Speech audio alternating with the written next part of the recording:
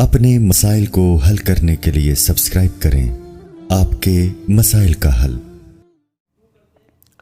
کیا سنت نماز چھوڑنے سے گناہ ہوگا؟ فرض نمازوں میں جو سنت مؤکدہ ہیں کیا انہیں چھوڑنے سے آدمی گناہ گار ہوتا ہے یا نہیں؟ حسان احمد حیدر آباد انڈیا سے۔ جناب حسان صاحب، سنت مؤکدہ جو ہے نا، جو فجر سے پہلے کی 2 سنتیں ہیں، ظہر سے پہلے کی 4، ظہر کے بعد کی 2، پھر مغرب کے بعد کی 2 اور پھر عشاء کے بعد کی 2، یہ سنت مؤکدہ ہیں۔ حدیث میں اس کی بہت ترغیب ہے کہ آپ صلی اللہ علیہ وسلم نے فرمایا جو ان 12 رکعتوں پر پابندی کرے گا تو اللہ تعالیٰ جنت میں اس کے لیے گھر بنائیں گے، اور آپ صلی اللہ علیہ وسلم نے ہمیشہ یہ نمازیں پڑھی ہیں۔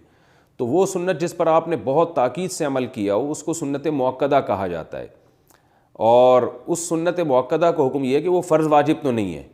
کبھی کبھار اگر کوئی چھوڑ دے، بلا عذر بھی کبھی کبھار چھوڑ دے تو کوئی حرج نہیں ہے، کسی عذر سے چھوڑ دے تو بھی کوئی حرج نہیں ہے، لیکن بلا عذر اگر آپ اس کو چھوڑیں گے اور عام طور پر چھوڑنے کا معمول اگر بنا لیں گے تو بہت سے علماء اس کے قائل ہیں کہ آپ پھر گناہ گار ہوں گے، اور اس پر تو سب کا اجماع ہے کہ ایسا شخص قابل ملامت ہے اور قیامت کے دن آپ صلی اللہ علیہ وسلم کی شفاعت سے محروم ہو سکتا ہے، اس کا امکان موجود ہے۔ تو یہ ایسا شخص قابل ملامت ہے، اس کو ملامت کی جائے گی، اس کو برا بلا کہا جائے گا کہ بھئی کیا کر رہے ہو تم۔ اس کی مثال ایسے بہت سے لوگ آج کل نئے فتنے آ رہے ہیں نا، کہتے ہیں سنت مؤکدہ کیا ہوتا ہے، حدیث میں تو کہیں بھی نہیں ہے۔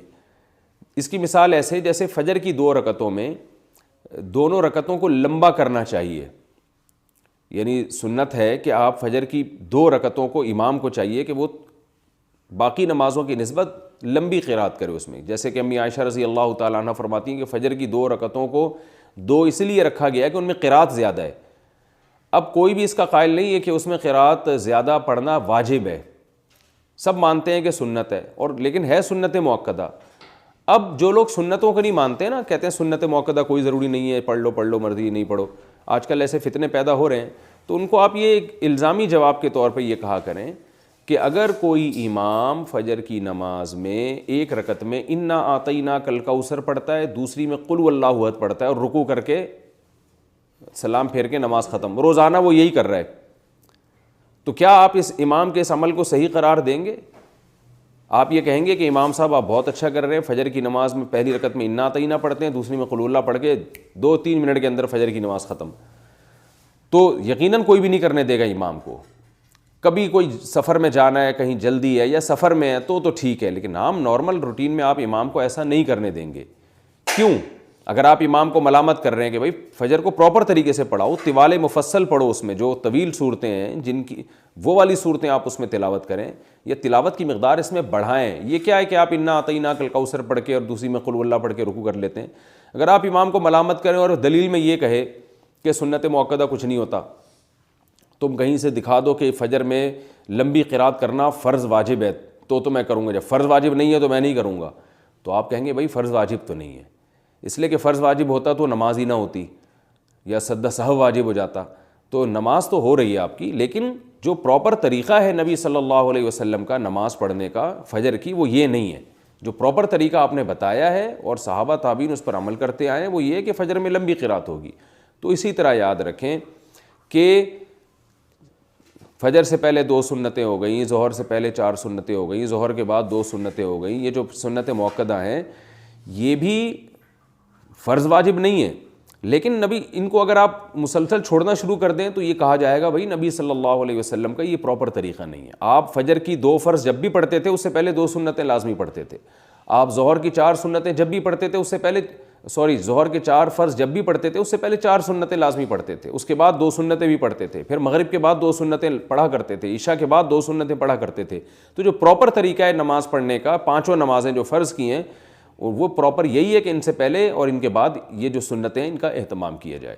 تو اس لیے ان سنتوں کا بہت زیادہ اہتمام کرنا چاہیے، اور آج کل جو ایک جدت پسندی معاشرے میں پھیلی ہوئی ہے کہ سنت مؤکدہ کا بالکل ہی لوگوں نے انکار کرنا شروع کر دیا ہے، بس فرض پڑھو اور باقی کوئی کچھ بھی نہیں ہے، تو یہ غلط ہے۔ ہاں کبھی جلدی ہو، سفر میں ہو، کبھی یعنی سفر میں بھی ٹریولنگ کے دوران اس میں آپ سنتیں چھوڑ سکتے ہیں، سفر میں کہیں آپ نے اسٹے کیا ہوا ہے تو اور آپ بالکل سکون کی حالت میں، تو وہاں بھی سنت مؤکدہ پھر سنت مؤکدہ ہی رہتی ہیں۔ اس کی مثال ایسے جیسے آپ کہیں سفر کے لیے جا رہے ہیں نا، تو راستے میں انسان کو جلدی ہوتی ہے، افراتفری ہوتی ہے، تو وہاں سنت مؤکدہ نہیں پڑھنی چاہیے، چھوڑ دینی چاہیے۔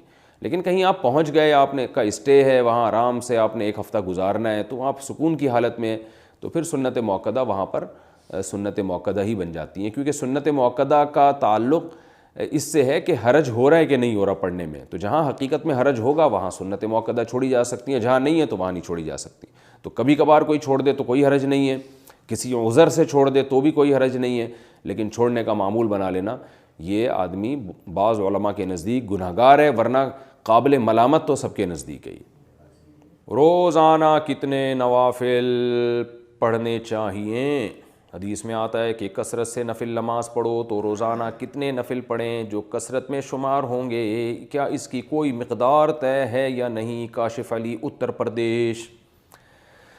بھائی نوافل, نفل اضافے کو کہتے ہیں, تو نوافل کا مطلب ہی جو غریبی ہے آپ کی طرف سے, کوئی اللہ کی طرف سے پابندی نہیں ہے, تو وہ جتنے زیادہ پڑھیں اچھا ہے. اپنے فرائض واجبات پورے کرنے کے بعد, حقوق العباد پورے کرنے کے بعد جتنا ٹائم ملے نوافل پڑھیں. رسول اللہ صلی اللہ علیہ وسلم نے ارشاد فرمایا کہ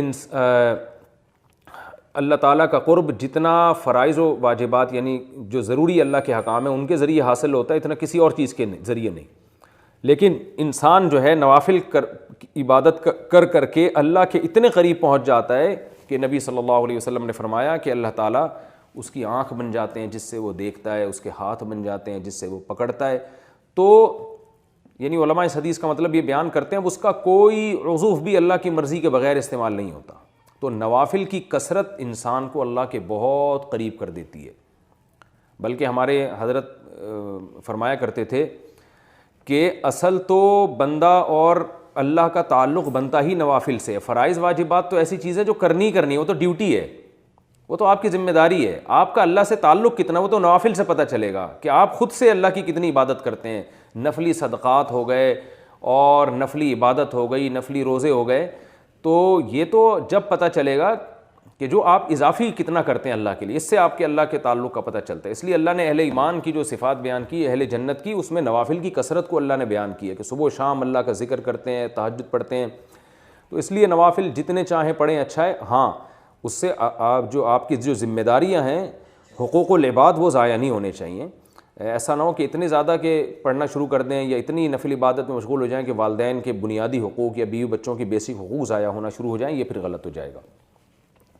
باقی جتنے چاہیں پڑھیں, اور کچھ نوافل ایسے ہیں جن کی احادیث میں ترغیب ہے, جیسے صدقات و خیرات میں تو جتنے چاہیں کریں, اور روزے میں حدیث میں آتا ہے کہ ایام 20 کے روزے آپ صلی اللہ علیہ وسلم نے اس کی ترغیب دی ہے. یعنی چاند کی جو 3 تاریخیں ہیں 13, 14 اور 15, ان تاریخوں کے روزے اور پیر اور جمعرات کا روزہ.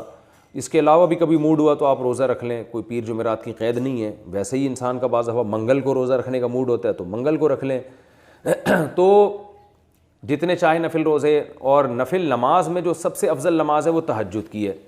تو آپ اگر اپنے نوافل میں کچھ اضافہ کرنا چاہتے ہیں تو تہجد کی نماز پڑھیں آپ سب سے پہلے, اور اس کے علاوہ پھر اشراق کی نماز ہے, چاش کی نماز. بعض علماء کہتے ہیں اشراق اور چاش ایک ہی نماز ہے, اور جمہور علماء کہتے ہیں الگ الگ نماز ہے. تو مجھے جو ہے نا پوری دلائل سے تحقیق نہیں ہے, بس دونوں علماء کے اقوال میں جانتا ہوں تو میں دونوں کے قول نقل کر دیتا ہوں. بہرحال چاش تو اشراق کو الگ الگ پڑھ لیں تو ڈبل ہو جائے گی, اس میں کیا جا رہا ہے. جو اشراق کا وقت ہے جمہور کے قول کے مطابق وہ سورج جب ایک نیزہ بلند ہو جاتا ہے پھر شروع ہوتا ہے, اور چاش کا وقت جو شروع ہوتا ہے وہ جب سورج بالکل درمیان میں پہنچتا ہے 45 کے زاویے پر, تو اس کے بعد آپ زوال سے پہلے, یعنی چاش کی نماز زوال سے پہلے تک رہتی ہے. اس کے علاوہ جو ہے اوابین کی نماز ہے, چاش ہی کی نماز کو حدیث میں اوابین کی نماز کہا گیا ہے. تو یہ گریبیاں ہیں, جتنی چاہیں لگائیں اتنا اچھا ہے. البتہ سنت موقدہ پڑھنا بہرحال ضروری ہے جو 12 رکعتیں ہم پڑھتے ہیں.